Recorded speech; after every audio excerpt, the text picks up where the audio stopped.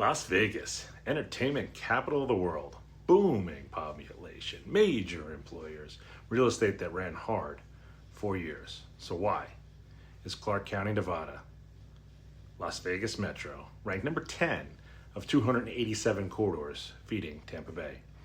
I'm Michael Barbino. I've been in this market for 20 years, and I track 287 origin markets feeding into Hillsborough County using CorridorIQ. I don't read lagging closed data only. I read the pipeline before it shows up in transactions. And here's what's the Las Vegas data is showing right now. And as we know, Nevada, no state tax. Florida, no state income tax. Therefore, look at this math, zero tax advantage on the move. But here's where it gets a little squirrely, a little interesting. The Clark County home value is about $431,000. Hillsborough, $371,000. So that's $60,000 more purchasing power the day they arrive here in Florida. 14% purchasing power advantage. So you sell at $431 in Vegas, buy at $371 in Tampa, 60G left over. We like that. It's before you unpack the single box. But now let's look what's happening in Las Vegas market right now.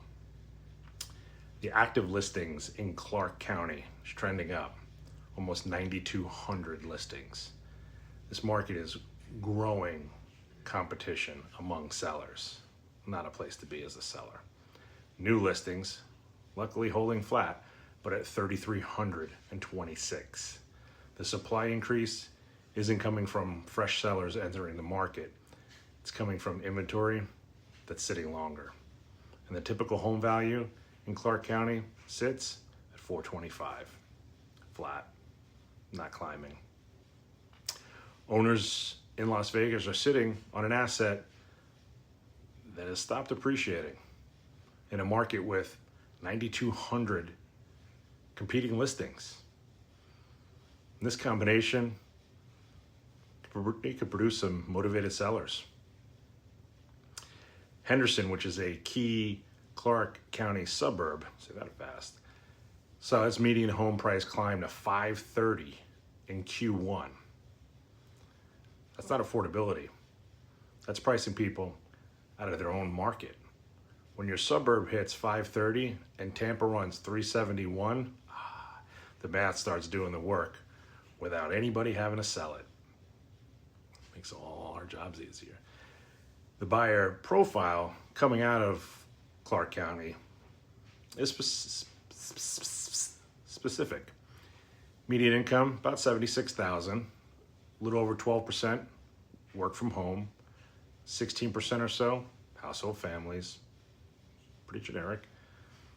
These aren't retirees.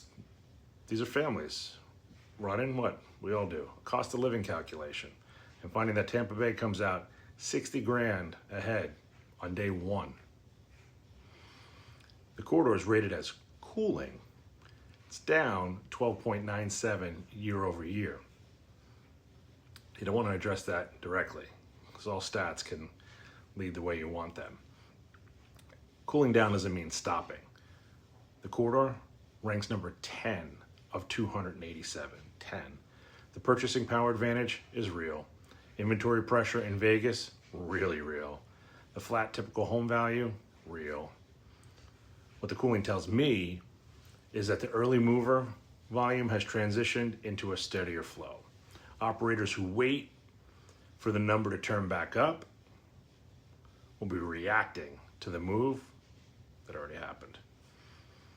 Most of what gets reported anywhere, but about Tampa Bay migration focuses on the obvious corridors, the ones with big tax stories.